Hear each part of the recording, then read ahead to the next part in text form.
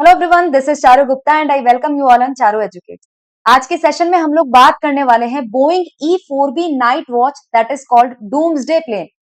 Recently इस plane को उड़ते हुए देखा गया वॉशिंगटन डीसी में, और वॉशिंगटन डीसी में जैसे ही इस प्लेन को उड़ते हुए देखा गया, सोशल मीडिया पर चर्चाएं लगातार तेज होने लगी कि क्या यूएसए इजराइल के साथ ईरान के खिलाफ खड़ा होने वाला है, क्या इजराइल और ईरान की जंग में अब यूएसए कूदने वाला है।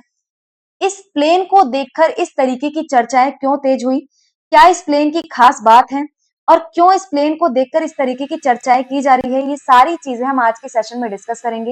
ये देख सकते हैं आप, इस तरीके से आम दिखने वाला ये जो प्लेन है काफी खास है, यूएसए की सिक्योरिटी के लिए काफी इंपॉर्टेंट है।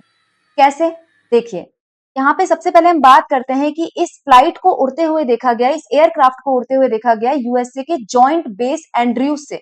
लुइसियाना से मैरीलैंड तक इस विमान ने उड़ान भरी, लगभग 4 घंटे तक हवा में ये उड़ता रहा। इस प्लेन को डूम्सडे प्लेन या फिर कयामत का विमान भी कहा जाता है, मतलब कयामत वाले दिन जब जरूरत पड़ेगी तो इसका इस्तेमाल किया जाएगा, इस विमान का इस्तेमाल किया जाएगा।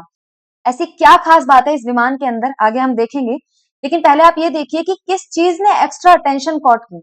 ये विमान तो उड़ा, लेकिन इसमें दो चीजें ऐसी थी जिसने लोगों का ध्यान अपनी तरफ खींचा। पहली चीज ये कि कॉल साइन इसका चेंज हो गया। कॉल साइन क्या होता है कि रेडियो कम्युनिकेशंस में हम इन प्लेन्स को क्या कोड वर्ड दे रहे हैं, जिन कोड वर्ड से इस प्लेन को बुलाया जाएगा उसे कॉल साइन कहा जाता है। यहाँ पे कॉल साइन इस प्लेन का नॉर्मली ऑर्डर 6 रहता है, ऑर्डर 6। लेकिन इस बार इस प्लेन का कॉल साइन चेंज करके ऑर्डर 01 कर दिया गया। एक तो ये कॉल साइन चेंज हुआ, दूसरा इसकी जो टाइमिंग है वो काफी इंपॉर्टेंट है। यूएस और ईरान के बीच में टेंशंस, इजराइल ईरान वॉर को लेकर जो एस्केलेट होती जा रही है, लगातार यूएसए ईरान को धमकी दे रहा है कि आपको अनकंडीशनली सरेंडर करना पड़ेगा, आप न्यूक्लियर वेपन्स को अपने पास नहीं रख सकते। ऐसे टाइम पर यूएसए के ऊपर इस प्लेन का उड़ते हुए देखा जाना काफी ज्यादा मायने रखता है। अब इसकी बात कर लेते हैं, ये E4B नाइट वॉच या फिर डूम्सडे प्लेन है क्या। ये बोइंग का ही एक एयरक्राफ्ट है, 747-200। बोइंग का ही एक मॉडल है, लेकिन इसे हेवीली मॉडिफाई किया गया है due to security purposes. USA के डिफेंस के लिए इस प्लेन को मॉडिफाई किया गया है, जिससे कि इसे बनाया जा सके नेशनल एयरबॉर्न ऑपरेशन सेंटर। मतलब यदि ग्राउंड पर फैसिलिटीज सारी तबाह हो गई है, किसी भी कारण से ग्राउंड बेस्ड फैसिलिटीज को डिस्ट्रॉय कर दिया गया है, तो इस प्लेन के अंदर बैठकर यूएसए के प्रेसिडेंट, यूएसए के सेक्रेटरी ऑफ डिफेंस, यूएसए के जॉइंट चीफ ऑफ स्टाफ, ये सब जने बैठ के इसके अंदर हवा से ही कंट्रोल कर सके यूएसए के मिसाइल सिस्टम्स को, यूएसए के न्यूक्लियर वेपन्स को, और यूएसए की आर्मी को ऊपर से ही कंट्रोल किया जा सके। इस वजह से इस प्लेन को डिजाइन किया गया है। तो मतलब कि इसके अंदर बैठकर हवा से ही सारे कमांड दिए जाएंगे और हवा से ही पूरा कंट्रोल स्थापित किया जाएगा जमीन बेस्ड फैसिलिटीज पर। ये ऑपरेट किया जाता है यूएसए के एयरफोर्स एयर कॉम्बैट कमांड के द्वारा। It ensures continuity of government command and control. यदि ग्राउंड पे सिचुएशन खराब हो गई है और यूएसए के प्रेसिडेंट और यूएसए के अदर मिलिट्री स्टाफ को सिक्योरिटी की जरूरत है, तो उनको सिक्योरिटी ये प्लेन प्रोवाइड करेगा। साथ ही लगातार यहाँ पे ऑपरेशंस जारी रहेंगे दुश्मन देश के खिलाफ। अब इस प्लेन की खास बात क्या है, इसे डूम्सडे प्लेन किस लिए बोला जाता है, तो आप यहाँ पे देखेंगे कि ये जो प्लेन है सरवाइव कर सकता है न्यूक्लियर ब्लास्ट को। यदि न्यूक्लियर ब्लास्ट होता है और न्यूक्लियर ब्लास्ट होने के बाद इलेक्ट्रोमैग्नेटिक रेडिएशंस उससे निकल कर आते हैं, न्यूक्लियर ब्लास्ट होने के बाद रेडिएशन जो निकल कर आते हैं ना, उनको इलेक्ट्रोमैग्नेटिक रेडिएशंस बोलते हैं। उनका इस प्लेन की बॉडी पर कोई भी असर नहीं होने वाला है। इतना मजबूत इस प्लेन को बनाया गया है, सरवाइव कर सकता है न्यूक्लियर ब्लास्ट को, साइबर वॉरफेयर को, इलेक्ट्रोमैग्नेटिक पल्स को। ये सारी चीजें, इसका इस प्लेन पर कोई असर नहीं होने वाला है। इसके साथ ही इस प्लेन को रिफ्यूल किया जा सकता है मिड एयर में। ये प्लेन हवा में उड़ रहा है, हवा में उड़ते उड़ते ही इसमें ईंधन को वापस भरा जा सकता है। नीचे उतारने की, इसको लैंड कराने की जरूरत नहीं है। और एक बार यदि इसके अंदर ईंधन भर दिया गया तो ये लगातार 1 हफ्ते तक उड़ सकता है, 7 दिन तक इसको बीच में लैंड करने की जरूरत नहीं पड़ेगी। का जो इसका रिकॉर्ड है वो है 35.4 घंटे लगातार उड़ान भरने का।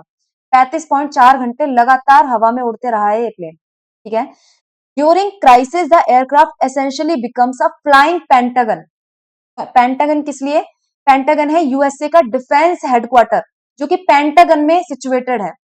अब यदि पेंटागन की जमीन पर कोई दिक्कत आ गई तो हम इसको फ्लाइंग पेंटागन बना देंगे। सारे के सारे जो मिलिट्री स्टाफ है इंपॉर्टेंट वाला और प्लस यूएसए के प्रेसिडेंट हैं, वो इस प्लेन में बैठकर ऊपर उड़ जाएंगे और वहीं से क्या करेंगे, कमांड एंड कंट्रोल करने का काम करेंगे। मतलब ऐसे इमरजेंसी के समय पर गवर्नमेंट लगातार अपने ऑपरेशंस को हवा से जारी रख सकती है।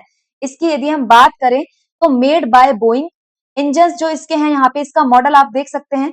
यदि आप बात करें इसकी, it can be refuelled mid flight, तो मतलब बीच में ही इसमें ईंधन भरा जा सकता है। आगे इसका एक कॉकपिट है, कॉन्फ्रेंस रूम है आगे, इसके बाद एक ब्रीफिंग रूम है, कम्युनिकेशन एरिया है, यहाँ पे बैठ के कम्युनिकेट कर सकते हैं, रेस्ट एरिया है जहाँ पे पीछे बैठ के रेस्ट किया जा सकता है। Operated by USA air force, the E4B is a militarized version of Boeing 747-200 and serves as a mobile command post designed to protect the President, Secretary of Defense, and other national security officials, ensuring the government can continue operating in the event of nuclear war.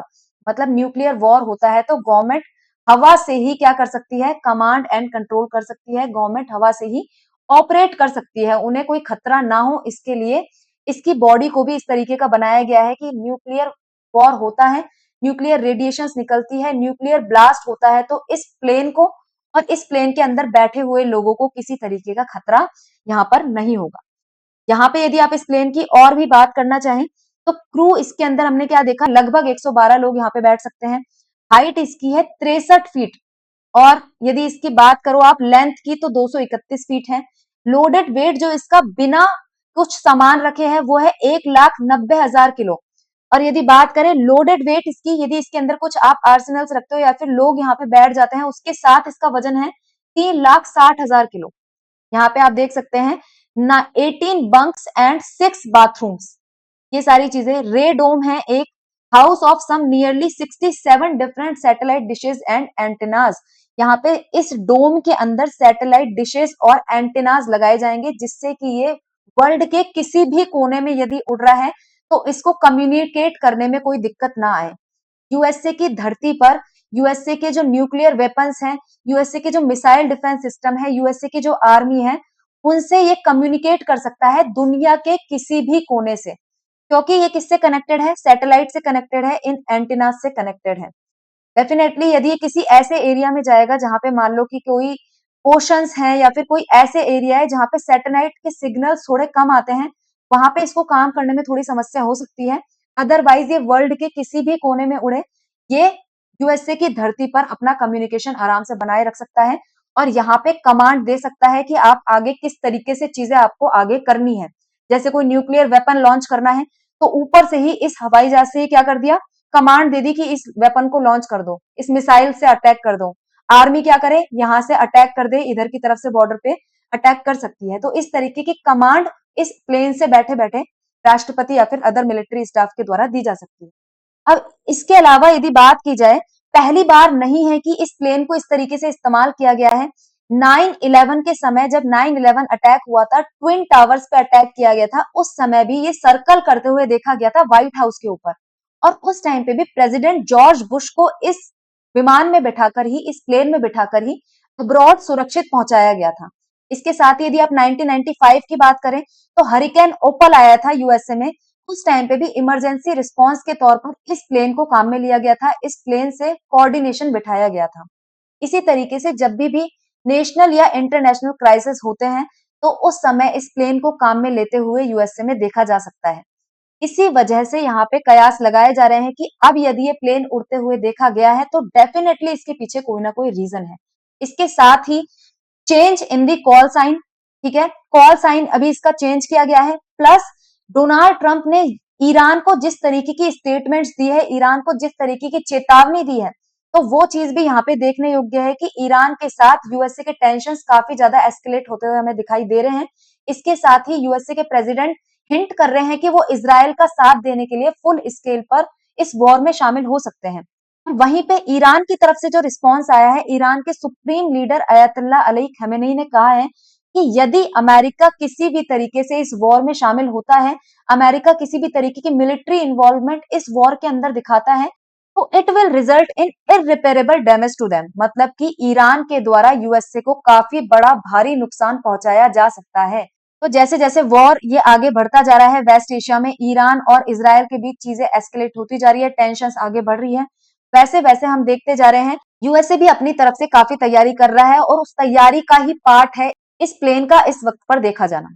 Conclusion के तौर पर हम कह सकते हैं कि ये जो प्लेन उड़ते हुए देखा गया है, सिंबल है यूएसए की प्रिपेयर्डनेस का। ये कोई कोइंसिडेंस नहीं है कि अचानक से इस प्लेन को उड़ाया गया है और अचानक से ये प्लेन अपनी रूटीन फ्लाइट करने लगा।